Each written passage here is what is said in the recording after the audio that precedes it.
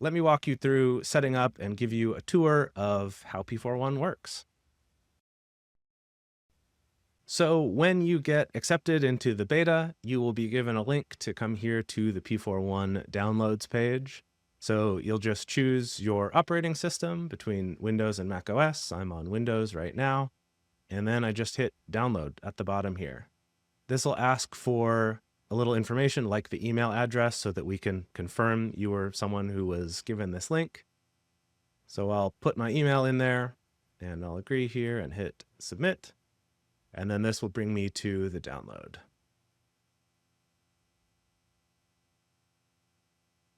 When I open up this installer, it's going to install P41. I'm sure you've all installed programs before, no surprises here. And once we get that set up, we can just go ahead and open P41.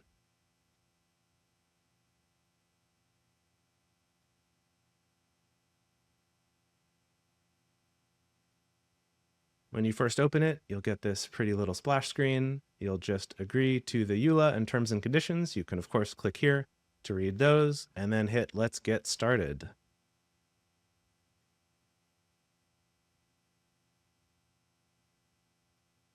And here we are in P41. So when we start off, we'll be introduced to the dashboard here.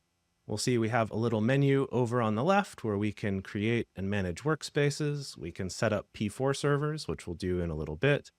We have some favorites that these are just locations on your computer, as well as access to your storage volumes, and then recent workspaces, which we'll see in just a moment.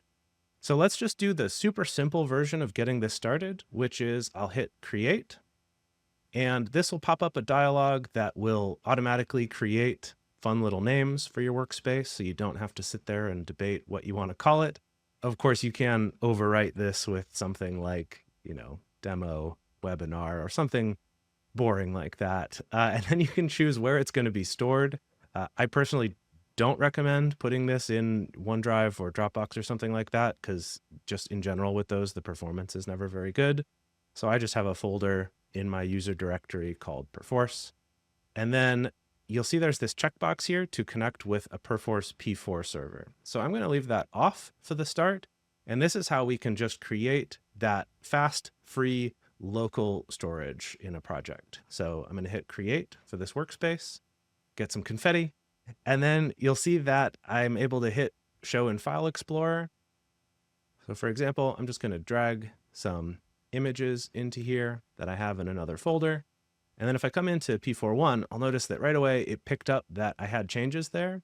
And if I click on this, I can see it in a hierarchical folder view. Or if I click this little button up here to show all files, it'll actually flatten that out so I can see all of the files themselves. And you can see that they all get these nice thumbnails here, and I can change the scale of that up here, as well as I can filter by just items that have changed, which we'll get to in just a second. So to start out, you'll see that all these have a plus icon on them. That's because I've just added those. And then over here, we'll see this is my current changes, and I'm able to hit this save button to save a version of this.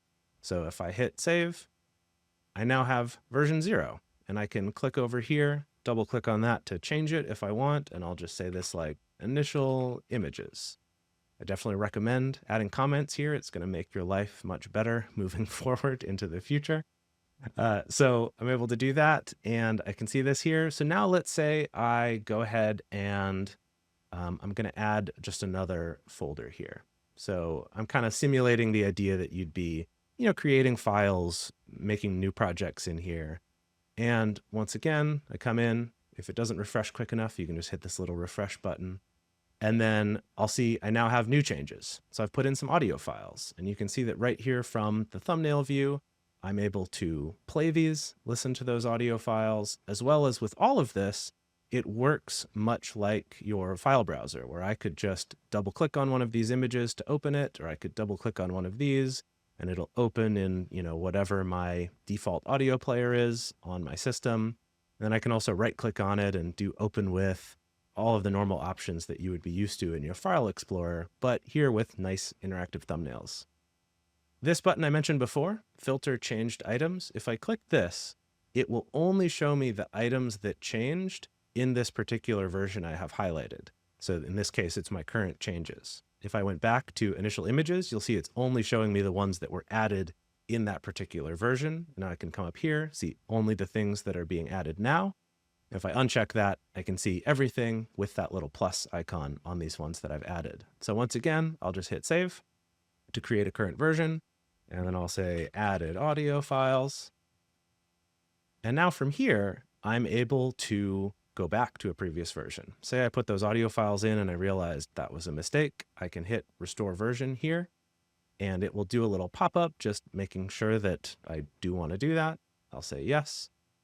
And now if I actually go into my folder here on my computer, I'll notice that there's nothing here in audio anymore. So those files have been removed because I went back to that previous version where I only had these image files in here, not the audio files.